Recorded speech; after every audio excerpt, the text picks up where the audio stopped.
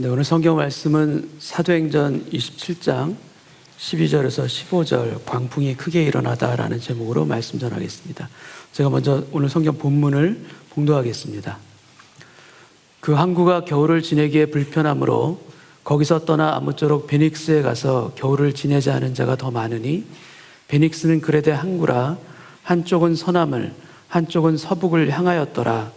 남풍이 순하게 불매 그들이 뜻을 이룬 줄 알고 닻을 감아 그레데 해변을 끼고 항해하더니 얼마 안 되어 섬 가운데로부터 유라굴로라는 광풍이 크게 일어나니 배가 밀려 바람을 맞추어 갈 수 없어 가는 대로 두고 쫓겨가다가. 아멘. 사도행전 27장은 그 전체가 자세한 항해 일지로 구성되어 있습니다. 출발한 항구부터 중간중간에 경유지까지 포함한 항로가 기록되어 있고요. 승선 인원이 기록되어 있고 기상 상태와 더불어서 폭풍을 만나는 것까지 기록되어 있습니다. 그 가운데 조난을 당하고 또 구조를 받는 과정까지 자세한 항해 일지의 형태로 되어 있습니다. 그뿐만 아니라 배 안에서 일어난 구체적인 사건들까지 자세하게 기록하고 있는 것이 사도행전 27장의 특징입니다. 요나가 다시스로 가다가 만난 풍랑 이야기도 성경에 나오지만 오늘 우리 본문처럼 그렇게 자세한 내용이 담겨져 있지는 않습니다. 하나님은 사도행전의 저자인 누가를 통해서 왜 이렇게 상세한 항해 일지를 남기셨을까? 어떤 의미가 이 항해 일지 안에 담겨져 있는가라는 것을 오늘 우리가 한번 살펴보기를 원합니다. 바다를 건너는 항해 자체가 우리의 인생과 아주 유사합니다. 우리의 인생과 아주 닮아 있습니다. 순풍을 만나기도 하고요. 때로는 역풍 가운데 힘겨운 항해를 이어가기도 하고요. 또 때로는 큰 태풍을 만나서 좌초하는 때도 있습니다. 그래서 우리 인생 가운데는 항해를 해야 할 때가 있고 또 위험해서 항해를 하지 않고 기다려야 할 때도 있습니다. 또 우리 가운데 풍랑을 만났을 때 우리가 어떻게 하는지 이런 여러 가지 모습들, 사도행전 27장은 우리 삶에서 만나는 인생 행로의 많은 것들을 그대로 담고 있는 성경 본문이기도 합니다. 그리고 이 항해 일지를 통해서 다시 한번 깨닫는 것은 최악의 상황을 통해서도 하나님은 하나님의 뜻과 계획을 성취해 가신다라는 것입니다. 바울의 반대 속에서 출발했던 이 여행, 이 항해가 광풍을 만나서 배가 파손되지만 배 안에 있던 모두가 다 살아납니다. 그리고 바울은 또한 로마로 가게 됩니다. 우리가 분명하게 가슴에 새겨야 될 것은 무엇인가 하면 하나님은 당신의 뜻을 우리를 통해 이루어 가신다라는 사실입니다. 그 상황이 어떠하든 그 환경이 어떠하든 하나님 어떤 상황에서도 하나님의 뜻을 우리를 통해서 이루어 가신다. 그래서 우리가 형통할 때뿐만이 아니라 형통하지 않을 때도, 아니 우리 인생의 광풍을 만나 좌초해 보이는 것처럼 보일 그때에도 하나님은 여전히 하나님의 뜻과 계획이 살아있다, 우리에게 살아있다라는 그 진리를 우리가 잊지 않기를 바랍니다. 사도행전 27장은 풍랑을 만나기 전인 전반부와 풍랑을 만난 이후 후반부로 나누어집니다. 이 항해를 지도를 통해서 한번 우리가 잠깐 먼저 살펴보겠습니다. 가이사랴를 출발해서 백부장 율리오의 인술로 바울이랑은 터키 남부 무라라는 항구에서 배를 갈아타게 됩니다. 로마로 가는 가장 빠른 길은 지중해 한복판을 건너는 것이지만 겨울을 앞둔 시기이기 때문에 역풍이 불어서 가기가 힘듭니다. 그래서 항로에서 보이듯이 육지 가까이 해안을 따라서 가다가 큰 배인 이집트 알렉산드리아 선적의 곡물 운반선으로 무라라는 곳에서 갈아탑니다. 그리고 크레테 섬을 향해서 바다를 건너갑니다. 근데 역풍이 불어서 항해하기가 매우 쉽지 않은 시즌이기 때문에 바울을 태운 배는 여러 날 만에 크레타 섬 미항이라는 곳에 도착합니다. 미항은 크레타 섬 남쪽에 있습니다. 이 항해가 쉽지 않았다는 것을 성경은 그들이 간신히 미항에 도착했다는 기록을 통해서 또한 보여주고 있습니다. 한글 성경은 미항이라고, 그러니까 아름다운 항구라고 번역하지만 대부분의 영어 성경에서는 페어 헤이븐, 좋은 안식처라고 번역하고 있는 것이 이 미향입니다. 근데 미향에서 의견이 갈라집니다. 이곳을 떠나자? 아니다. 이곳에 남아서 겨울을 나자. 이곳을 떠나자는 의견들은 떠나서 베닉스로 가자. 섬의 서쪽에 있는 베닉스로 가자는 것입니다. 근데 바울은 이 떠나자는 의견에 반대합니다. 바울이 반대한 이유는 첫 번째 그의 오랜 경험과 지식 때문입니다. 사도행전 27장 9절 말씀을 제가 읽겠습니다. 여러 날이 걸려 금식하는 절기가 이미 지났으므로 항해하기가 위태한지라 바울이 그들을 권하여, 이 금식하는 절기는 유대인의 대속죄일을 뜻하며 이 절기가 이미 지났다는 것은 지금 시즌이 겨울로 들어가는 10월이라는 것을 의미합니다. 바울은 오랜 전도여행으로 인해서 수없이 배를 탔던 사람입니다. 그래서 이 시기에는 항해가 위험하다는 사실을 이미 알고 있습니다. 그리고 그는 이미 풍랑 가운데 파선을 당해본 경험이 있는 사람입니다. 근데 파선당하는 것을 한 번도 아니고 3번이나 경험했던 사람이 바울입니다. 그래서 고린도후서 11장에 보면은 내가 3번이나 파선하고 일주야를 깊은 바다에서 지냈으며 라고 간증하기도 했습니다. 그러나 바울이 항해를 반대한 이유는 그의 경험과 지식만이 아닙니다. 성령님께서 그에게 알려주시는 영적인 감각, 계시적인 느낌이 있었기 때문에 그는 반대했던 것입니다. 10절 말씀을 제가 읽겠습니다. 말하되 여러분이여 내가 보니 이번 항해가 하물과 배만 아니라 우리 생명에도 타격과 많은 손해를 끼치리라 하되, 내가 보니라고 되어 있습니다. 그러니까 내가 보니라는 이 단어, 헬라어로 테오레오라는 이 단어는 뭔가 보았다, 뭔가 느꼈다라는 바로 그 의미를 담고 있습니다. 여러분, 우리도 신앙생활 하다가 보면은 정확하지는 않아도 영적으로 뭔가를 느낄 때가 있습니까? 없습니까? 느낄 때가 있지요. 그리고 이번 항해가 많은 타격과 손해를 끼치게 되리라. 바울이 정확하게 예언하는 것을 우리는 볼 수가 있습니다. 미향을 떠나야 하는가? 아니면 겨울을 날 때까지 이 미향이라는 곳에 그대로 있어야 하는가? 우리 인생 항해를 결정하는 중요한 선택과 결정이 바로 이 결정과도 아주 비슷합니다.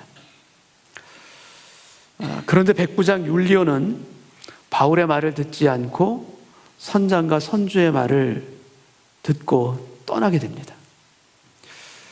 그 이유가 3가지가 나옵니다.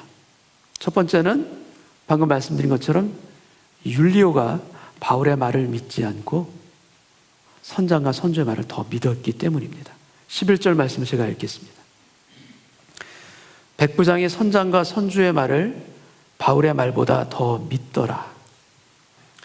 여러분, 우리가 중요한 결정을 내릴 때 전문가의 지식과 의견을 구하는 것은 매우 합리적인 일입니다. 아니, 우리가 그렇게 그 의견들을 당연히 구해야 하기도 합니다. 그러나 성도들은 그런 합리적 판단을 가지고 있되 그것에 머무는 것이 아니라 그 합리적 판단을 넘어서는 신앙적 판단까지도 함께 가지고 있어야 하는 것이 바로 성도들입니다. 신앙적으로도 옳은가 맞은가 기도하면서 그것을 찾아야 합니다. 그래서 아무리 전문가라 하더라도, 믿을 수 있는 사람이라고 하더라도 여러분, 성령님이 알려주시는 것을 넘을 수는 없기 때문입니다. 성령님께서 직접 알려주시는 것보다 더 정확할 수는 없기 때문입니다. 눈으로 보고 귀로 듣는 것보다 심령 안에서 울려 퍼지는 것, 우리의 마음 안에서 들려오는 것이 가장 정확하다는 것을 저와 여러분은 지난 과거를 통해서 많이 경험해 보셨을 것입니다. 미향을 떠나는 선택을 하게 된 2번째 이유는 좀 더 편한 곳으로 가고 싶었기 때문입니다. 이 선원들이 12절 말씀을 제가 읽겠습니다. 그 항구가 겨울을 지내기에 불편하므로 거기서 떠나 아무쪼록 베닉스에 가서 겨울을 지내자 하는 자가 더 많으니, 미향은 시골의 작은 항구인데 반해 이 베닉스는 큰 항구입니다. 그래서 겨울 몇 개월을 지내기에는 좀 더 편안하고 좀 더 큰 베닉스로 가자라고 얘기하는 것입니다. 그렇게 얘기하는 자가 다수입니다. 다수의 의견을 따라서 그들이 떠난 것입니다. 여러분, 편한 것이 나쁜 것은 아닙니다. 아니, 우리 누구나 다 편한 것을 다 좋아합니다.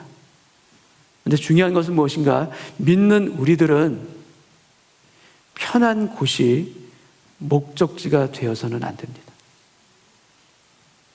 편한 곳을 갈 수는 있습니다. 그러나 우리가 가는 목적지가 편한 곳이어서는, 여러분, 오늘 성경에 나오는 그대로 바울을 태운 배가 겨울 한 시즌을 편안하게 지내려다가 모든 것을 잃어버리듯이 우리들에게도 예기치 않은 일들이 일어날 수가 있습니다. 우리가 살아가는 인생의 방향이 편안함을 좇아 살아가는 사람들이 많습니다. 아니, 다른 사람을 얘기할 것도 없습니다. 우리 자신이 편안함을 위해서 살아갈 때가 많은 것도 사실입니다. 더 좋은 학교로, 더 좋은 직장, 더 많은 재물을 축적하고자 우리는 삽니다. 근데 그 이유가 무엇입니까? 좀 더 편하게 살기 위해서, 좀 더 안락하게 살기 위해서, 좀 더 형통하게 살기 위해서 우리는 그렇게 노력하고 애를 씁니다. 물론 편하게 사는 것이 절대 나쁜 것이 아닙니다. 그러나 여러분, 믿는 우리는 편하게 살기 위해 이 땅에 있는 사람이 아닙니다. 그것을 넘어서는 존재입니다. 믿는 우리들에게는 각자에게 하나님이 주시는 하나님의 목적이 우리에는 다 있습니다. 그리고 우리는 어떠한 사람인가? 가야 할 표대가 있는 사람이 우리 믿는 크리스찬이자 성도입니다. 하나님이 계획하신 목적대로 살아갈 때, 그래서 우리는 가장 행복할 수밖에 없습니다. 하나님이 우리에게 펼쳐주신, 우리에게 예비하신 인생의 표대를 향해서 살아가는 삶이 그래서 가장 의미 있는 삶일 수밖에 없습니다. 그것을 놓치고 우리 육신의 안락함을 위해서, 편안함을 위해서 우리가 살아간다면 우리 인생의 진정한 목적과 행복을 우리는 놓칠 수가 있는 것입니다. 그래서 정말 행복은 무엇인가? 여러분, 편안한 온실 인생이 아니라 우리를 불태울 수 있는 사명을 가지고 살아가는 불꽃 인생이 오히려 우리에겐 가장 행복한 인생인 줄 믿습니다. 주 안에서 살아가는 인생이 행복한 인생이요, 주 안에서 살아가는 인생이 의미 있는 인생임을 믿고 살아가는 저와 여러분 되시기를 주님의 이름으로 축원합니다. 여러분, 우리가 표대를 놓친다면, 우리를 향한 주님의 목적을 우리가 놓친다면 우리의 발길은 언제나 한 방향입니다. 예외 없이 한 방향을 우리는 갑니다. 그 방향이 어떤 방향인가? 바로 베닉스로 가는 길입니다. 주님의 인도함 없이 가는 길은 정말 언제나 베닉스일 수밖에 없습니다. 왜? 편하니까, 좋으니까. 여러분, 지금 여러분이 가는 길이 표대를 보면서 가시는 길입니까? 아니면 편한 곳을 찾으며 가는 베닉스로 가는 길을 여러분 지금 추구하고 계십니까? 지금 여러분은 어느 길로 가고 계십니까? 로마로 가는 길을 가고 계십니까? 아니면 베닉스입니까? 미양을 떠나는 선택을 하게 된 세 번째 이유가 있습니다. 그 세 번째 이유는 바로 남풍 때문입니다. 13절을 제가 읽겠습니다. 남풍이 순하게 불매 그들의 뜻을 이룬 줄 알고 닻을 감아 그레데 해변을 끼고 항해하더니 때에 맞춰서 남풍이 불어옵니다. 그것도 아주 순하게 불어옵니다. 이 상황 가운데 백부장 율리언은 바울에게 아마 얘기했을지도 모르겠습니다. 바울아, 너 보았니? 지금 남풍이 불고 있잖아. 아주 순하게 불고 있어. 그런데도 지금 이 미양을 떠나지 말라고? 떠나는 것이 맞지 않겠어? 여러분, 이럴 때가 우리의 삶에도 있습니다. 말씀대로 따라 순종하지도 않았는데, 기도하면서 응답을 받고 떠난 길도 아닌데도 불구하고 남풍이 불어옵니다. 계획한 대로 일이 착착 진행이 되어 갑니다. 여러분, 우리가 기도하지 않고 또 말씀대로 살고 있지 않을 때 가장 우리 인생 가운데서 위험한 것이 무엇인가? 바로 남풍입니다. 말씀의 기준이 없고 기도의 확신이 부족한데 그 상황 가운데 남풍이 선하게 불잖아요. 제가 너무나도 많이 예전에 경험했던 일입니다. 그 남풍이 불어올 때 참을 수가 없습니다. 발이 떨어집니다. 나가게 됩니다. 한 번 더 기도해 볼까? 기도할 필요조차 없습니다. 내 마음이 충동이 일어나서 그대로 발이 떨어져 나가게 됩니다. 예전 성경에는 이것이 득의한 줄 알고 바로 닻을 감아 올리고 출발하였다라고 번역하고 있습니다. 여러분, 베닉스는 먼 곳에 있는 것이 아닙니다. 남풍까지 불기 때문에 해안을 따라가면 하루길로 갈 수 있는 바로 그 거리에 베닉스가 있습니다. 14절 15절 말씀을 읽겠습니다. 그 하루길에 베닉스가 있는데 그러나 얼마 안 돼요. 얼마 되지 않아 섬 가운데로부터 유라굴로라는 광풍이 크게 일어나니 배가 밀려 바람을 맞춰 갈 수 없어 가는 대로 두고 쫓겨가다가, 뜻을 이룬 줄 알고 득이한 줄 알고 출발했는데 얼마 안 돼요. 우리 인생 가운데서 이런 일이 일어납니다. 득이한 줄 알고 갔는데 그것이 얼마 가지를 못합니다. 바로 상황이 바뀝니다. 내 생각에는 남풍이 계속해서 불어올 줄 알았어요.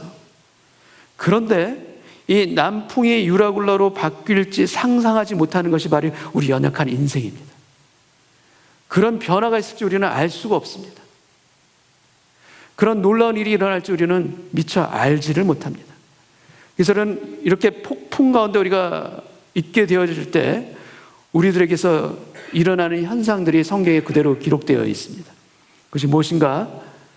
배가 밀려서 바람을 따라 쫓겨갑니다. 계획한 방향대로 가는 인생이 아닙니다. 그렇게 갈 수가 없습니다. 바람이 끌고 가는 대로 쫓겨가는 인생이 되는 것입니다. 그래서 물결 따라 바람 따라 떠내려가는 인생, 쫓겨가는 인생. 여러분, 제 지난 20대 시절이 아주 이것과 똑같습니다. 인생의 목표가 없습니다. 상실했습니다. 그냥 떠내려가는 거예요. 바람 따라 물결 따라 어디로 가는지도 모르고 그렇게 떠내려갔던 시절이 저에게도 있었습니다. 18절 19절을 보겠습니다. 우리가 풍랑으로 심히 애쓰다가 이튿날 사공들이 짐을 바다에 풀어버리고 사흘째 되는 날에 배의 기구를 그들의 손으로 내버리니라. 풍랑을 만나게 되면 또 어떤 일이 나는가? 그동안 소중하게 간직했던 것들이요, 하나씩 하나씩 버려집니다. 아니, 버릴 수밖에 없습니다.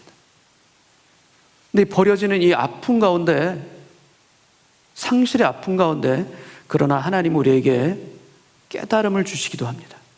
그래서 나중에 우리가 깨닫게 되는 것이 무엇인가? 이 버려지는 과정을 통해서 주님은 우리 인생의 갑판을 깨끗하게 정리해 주신다. 나는 상실의 아픔이었어요. 너무나도 아까운 일들이 일어나고 가슴 아픈 일이 일어나는 거 맞아요. 근데 그러나 그 아픔 속에서 주님은 어떤 은혜를 우리 가운데 펼쳐주는가?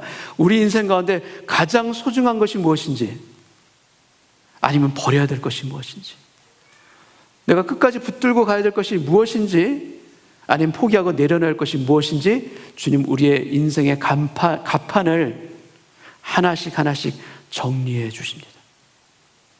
그래서 우리 갑판 가득히 썼던 것들, 내 욕심으로 가지고 있었던 그것들이 하나씩 하나씩 없어지는 가운데 우리 안에서, 내면에서 영적인 질서를 세워가시는 주님의 은혜가 폭풍 가운데 임하는 우리가 예상하지 못했던 주님의 놀라운 은혜이기도 합니다. 20절을 보겠습니다. 여러 날 동안 해도 별도 보이지 아니하고 큰 풍랑이 그대로 있음에 구원의 여망마저 없어졌더라. 해도 별도 보이지 않는 그 암흑 속에서 나중에는 구원의 여망, 소망마저 없어지고 모든 것을 포기하는 상황 가운데 이릅니다. 근데 이 절망은 사도 바울까지도 집어삼킵니다. 이 절망에는 사도 바울은 예외가 아닙니다. 영어 성경에 이렇게 되어 있습니다. We finally gave up all hope. 위라고 표현되어 있습니다. 사도행전의 저자인 누가를 포함한 바울까지 우리 모두는 구원의 여망마저 다 사라졌도다. 그런데 이 구원의 소망이 다 사라지고 포기한 듯한 이 절망의 상황에서 사도 바울은 다시 일어섭니다. 놀랍도록 일어섭니다. 그리고 선원들에게 주님의 메시지를 사도 바울은 선포합니다. 21절 말씀을 제가 읽겠습니다. 여러분이여 내 말을 듣고 글에 대해서 떠나지 아니하여 이 타격과 손상을 면하였더라면 좋을 뻔하였느니라. 바울은 이전에 이미 이 항해가 위험하다라고 말렸습니다. 경고했습니다. 그러나 선조와 선장의 말을 바울의 말보다 더 믿더라. 그래서 출항한 것입니다. 여러분, 하나님은 어떤 분이신가? 우리에게 말씀하십니다. 근데 우리에게 있어서 문제는 무엇인가? 우리가 하나님의 말씀에 귀를 더 기울이는가? 아니면 선장과 선조의 말에 더 귀를 기울이는가? 이 차이가 있습니다. 여러분, 주님의 말씀이 우리에게 없어서가 아닙니다. 말씀하지 않기 때문이 아닙니다. 우리에게 주시는, 예배 가운데 주시는 우리 마음 안에 감동이 있습니다. 우리 마음에 주께서 주시는 어떤 인도하심의 영역도 반드시 있습니다. 말씀이 없어서도 아니고 말씀이 우리에게 분명히 주어집니다.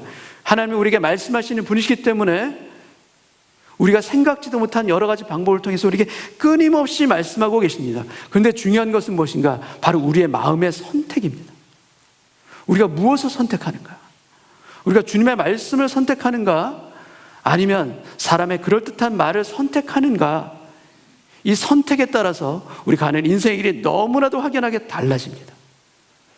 여러분, 바라기는 우리가 사람의 그럴듯한 말에 우리 마음이 끌리는 것이 아니라 하나님의 살아있는 말씀에 우리 마음과 귀가 열리기를 바랍니다. 하나님의 살아있는 말씀 가운데 우리가 심령의 문이 열리기를 바랍니다. 그래서 그 말씀을 붙들고 그 방향으로 가는 저와 여러분 되기를 주님의 이름으로 축원합니다. 이 주님의 말씀이 들려져야 우리가 살아나는 길로 갑니다. 그 어떤 풍랑 속에서도 일어설 수 있는 힘을 사도 바울이 얻게 되었듯이 우리에게도 주님은 주님의 세미한 음성을 통해서 우리에게 들려주실 줄 믿습니다. 22절 말씀을 제가 읽겠습니다. 내가 너희를 권하노니 이제는 안심하라. 너희 중 아무도 생명에는 아무런 손상이 없겠고 오직 배뿐이리라. 이제는 안심하라. 바울이 담대하게 구원을 선포할 수 있는 이 힘이 도대체 어디에서 있는가? 어디에서 나오는가? 그 힘은 다른 데 있지 않습니다. 그 힘은 하나님의 말씀에 있습니다. 바울이 고백합니다. 내가 속한 바, 곧 내가 섬기는 하나님의 사자가 어젯밤에 내 곁에 서서 말씀하셨다. 하나님의 사자가 내게 어젯밤에 찾아와서 내게 말씀하셨다. 그러면서 얘기합니다. 24절 말씀. 바울아, 두려워하지 말라. 내가 가이사 앞에 서야겠고 또 하나님께서 너와 함께 항해하는 자를 다 내게 주셨다 하였으니. 25절 말씀. 그러므로 여러분이여 안심하라. 나는 내게 말씀하신 그대로 되리라고 하나님을 믿노라. 말씀하신 그대로 되리라고 나는 하나님을 믿노라. 여러분, 광풍 가운데 소망을 잃었던 것은 바울도 마찬가지입니다. 그에게도 여망이 사라졌습니다. 그런데 바울은 이 광풍 가운데 하나님의 음성을 들었습니다. 여러분, 아무리 거센, 아무리 세찬 풍랑을 만나도 여러분, 하나님의 음성을 듣는 자는 두려움을 이길 수 있음을 믿습니다. 그 하나님의 음성 가운데 염려와 두려움을 떨칠 수 있는 하나님의 은혜와 힘과 능력이 부어지게 될 줄 믿습니다. 여러분, 사도 바울은 처음부터 두렵지 않았던 것이 아니에요. 그도 두려웠습니다. 그러나 그 두려움 가운데 그가 본 것은 무엇인가? 그가 들은 것은 무엇인가? 하나님의 음성을 듣고 그의 마음 가운데 하나님의 음성을 붙잡았기 때문에 그 두려움을 이길 수 있는 힘이 그 안에서 일어난 것입니다. 여러분, 사도 바울에게 일어난 이 일들이 우리들에게도 동일하게 일어나기를 원합니다. 아니, 사도 바울에게 주셨던 이 은혜는 하나님이 우리들에게도 동일하게 주시기를 원하는 말씀의 은혜인 줄로 믿습니다. 우리에게도 말씀이 들려지게 하여 주옵시고 그 들려지는 하나님의 말씀을 통하여서 일어서게 하여 주옵소서. 여러분, 풍랑 가운데 우리가 가장 힘써야 될 것이 무엇이겠습니까? 인생의 풍랑을 만났을 때 우리가 가장 애쓰면서 해야 할 일이 무엇이겠습니까? 다른 게 아닙니다. 우리를 도와줄 사람, 나를 도와줄 어떤 정보, 관계, 그것보다도 가장 먼저 힘써야 될 것은 무엇인가? 바로 주님의 음성을 듣는 것입니다. 여러분, 오늘 드리는 예배 가운데 주님의 음성을 듣기를 바랍니다. 오늘 드리는 예배를 통하여서 간절한 마음으로 주님 앞에 엎드려서 기도하는 가운데 나를 향한 주님의 세미한 음성이 들려지기를 원합니다. 다른 사람을 향한 말씀이 아닙니다. 나를 향한, 바로 나를 향한 주님의 세미한 음성이 들려질 때 여러분, 풍랑 속에서도 살아납니다. 풍랑 속에서도 건짐을 얻습니다. 동굴 안에서도 주님의 세미한 음성을 듣고 나온 엘리야처럼 그게 새로운 인생이 펼쳐지게 될 줄 믿습니다. 여러분, 오늘 예배 가운데 여러분의 각자의 삶에 주님이 말씀하십니다. 마음을 주십니다. 성령의 감동으로 여러분의 느껴지는 것들 이 시간 붙잡기를 원합니다. 흘려보내지 않고 붙드는 오늘 예배 되기를 원합니다. 그리고 성령께서 오늘 예배 가운데 여러분의 마음 가운데 주님의 마음을 주셨다면, 그래서 마음으로 그것을 들었다면 무엇을 해야 되는가? 그것을 그대로 믿는 것, 그것을 그대로 믿는 것이 너무나도 중요합니다. 나는 내게 말씀하신 그대로 되리라고 하나님을 믿노라. 여러분, 이 믿음이 배 안에 있는 모든 사람들을 살린 것입니다. 주님의 음성을 마음으로 느꼈을 때는 우리가 처음에 믿음으로 받습니다. 믿음으로 감사합니다. 근데 조금 시간이 지나면 일어나는 일이 무엇인가? 우리 마음 안에 사단이 의심의 가라지를 뿌립니다. 그 믿음을 흔들리게 만듭니다. 그게 될까? 안 될 것 같아. 아니, 그게 되는 게 이상한 거지. 안 될 거야.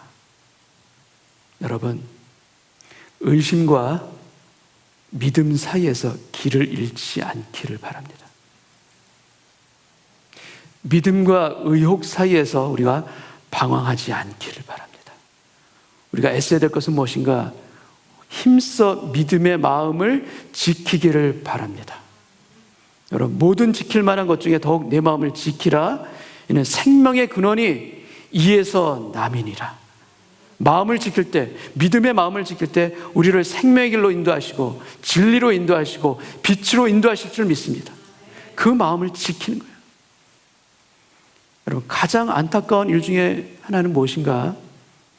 풍랑을 만났는데 그 가운데 넋을 잃고 한탄하며 두려워하면서도 정작 기도하지 않는 것, 정작 엎드리지 않는 것, 너무나도 안타까운 일입니다. 염려는 되는데, 두려움은 있는데 정작 하나님께 매달려 기도하지 못합니다. 너무 신기합니다. 여러분, 염려가 기도가 아닙니다. 한탄이 기도가 아닙니다. 기도는 들으시는 분이 계심을 분명하게 믿고 우리의 마음을 쏟아놓는 것입니다. 어떻게 쏟아놓든 상관없습니다. 주님은 다 들으십니다. 진실한 마음으로 주 앞에 엎드리는 그 심령들마다 주님께서 들어주실 줄 믿습니다. 염려를 떨치고, 아니 그 염려가 오히려 우리의 기도의 연료가 되게 하여 주옵소서. 기도의 불쏘시개가 되게 하여 주옵시고 염려에 묵상하고 염려에 붙잡히지 않는 인생 되게 하여 주옵소서. 이런 변화가 오늘 예배 가운데 주님의 음성을 들으심으로 인하여서 우리 마음 가운데 번져 나가기를 원합니다. 여러분, 요나가 물고기 뱃속에 있을 때 한 일이 무엇입니까? 그러니까 주님을 거역하고 다시스로 가다가 바다에 빠져서 물고기 뱃속에 들어갑니다. 그 물고기 뱃속에 들어갔을 때 요나가 한 일이 무엇입니까? 그것은 바로 그가 회개하고 기도한 것입니다. 여러분이 만약에 지금 인생의 폭풍을 만나고 계시다면, 그래서 요나처럼 물고기 뱃속에 여러분이 들어있다면 여러분 무엇을 해야 됩니까? 우리가 해야 될 것은 회개하고 기도해야 합니다. 간절히 기도해야 합니다. 폭풍을 만나 요나가 바다로 던져질 때 주님께서는 그 요나를 위해서 다른 한 곳에 물고기를 예비하고 계시는 분이십니다. 우리의 아버지이시기 때문에 바다에 던져질 때 은혜 예비하심까지도 같이 준비하시는 분이 우리 아버지 하나님이십니다. 그래서 요나가 물고기 뱃속에서 회개하며 간절히 기도할 때 어떤 일이 벌어졌는가? 여호와께서 그 물고기에게 말씀하심에, 하나님은 물고기에게도 말씀하십니다. 요나를 육지에 토하니라. 여러분, 우리에게도 하나님께서 예비하시는 그곳에 우리를 토해내는, 보내주시는 그러한 일들이 기도 가운데, 회개하는 가운데 일어나기를 원합니다. 배 탄 모든 사람들이 구원을 받게 되는데 그 구원을 받기까지 두 번의 위기가 있게 됩니다.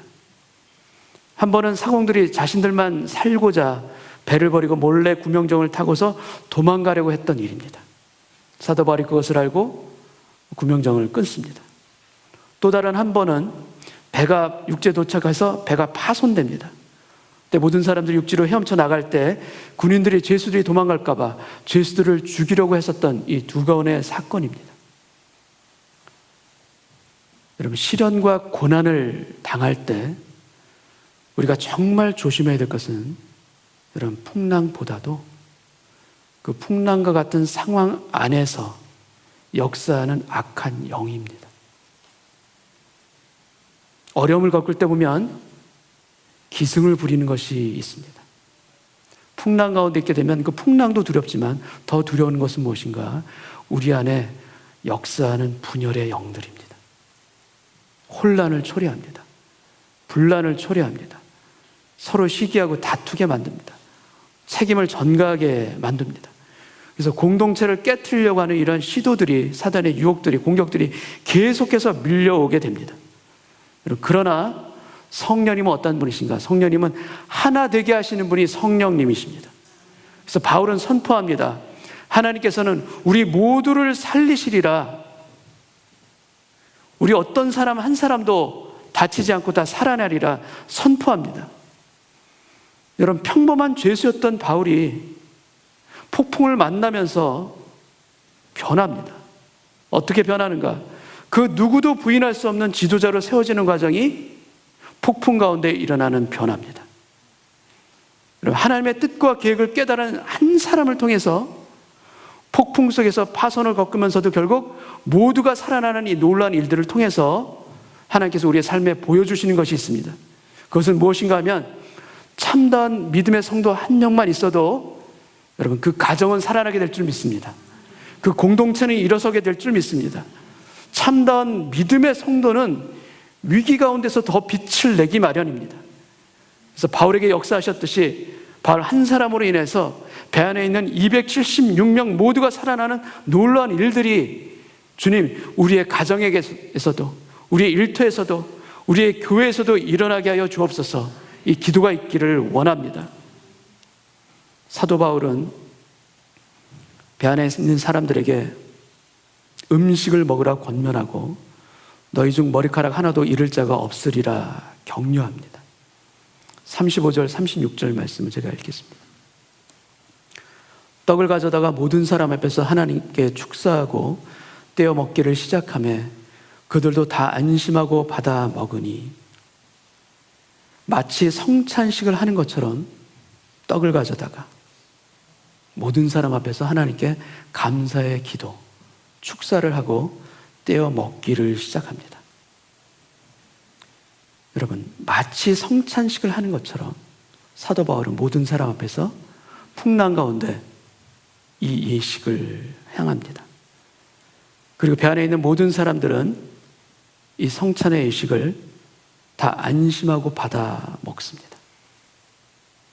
배 안에 있는 모든 사람들이 다 크리스찬은 아니었지만 낭만과 죽음의 공포 앞에서 소망과 생명으로 역사하시는 예수 그리스도의 살과 피를 모두가 다 경험한 것입니다.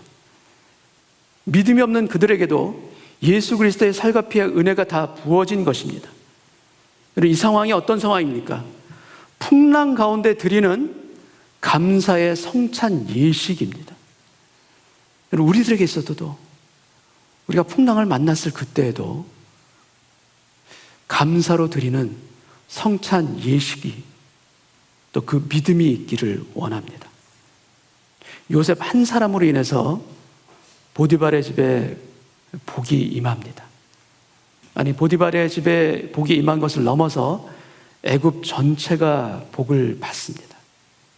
요셉을 통해서 그러한 일이 일어난 것처럼 여러분, 우리 한 사람을 통하여서, 우리 믿음의 한 사람을 인하여서 우리의 가정이 다 함께 일어나는, 살아나는 그런 역사가 있기를 원합니다. 주님은 여러분을 통해서 풍랑 가운데서도 감사의 성찬 예식을 드리는 놀라운 그 믿음을 통해서 역사하실 것을 믿습니다. 우리 모두가 풍랑 속에서 오히려 하나님의 사람으로 더욱 세움을 얻는 그런 믿음의 성도들이 되시기를 주님의 이름으로 축원합니다.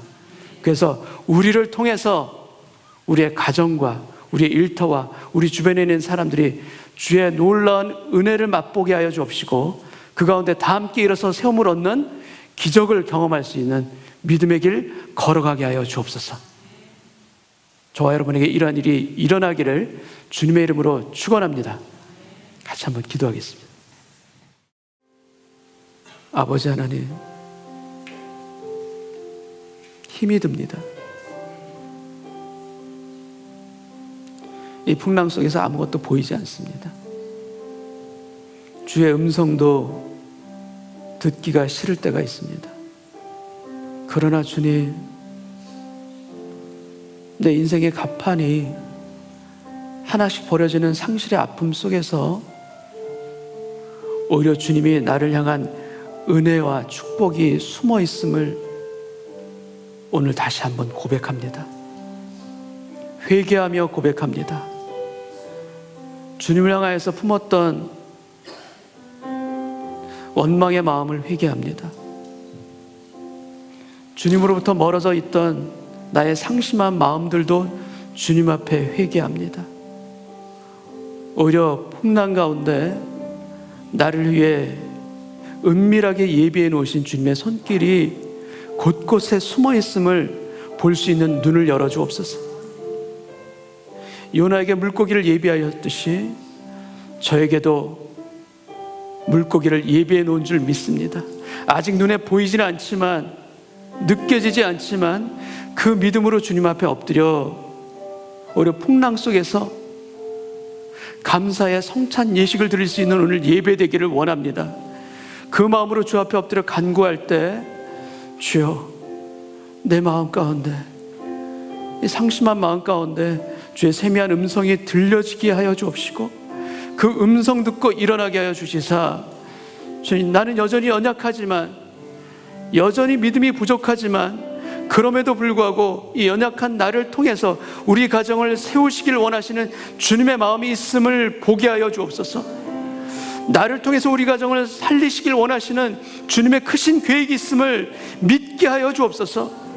그래서 주님, 내게 말씀하신 그대로 되어질 것을, 하나님을 나는 믿노라, 이 바울의 고백과 믿음의 선포가 오늘 나의 고백이 되게 하여 주옵시고, 나의 선포가 되게 하여 주셔서 주님, 나를 통하여서 우리 집이 살게 하여 주옵시고, 우리 일터에 복이 임하게 하여 주옵시고, 아니, 나의 인생 자체가 풍랑 속에서 만나는 하나님의 은혜를 경험한 놀라운 변화의 삶으로 바뀌어지게 하여 주옵소서.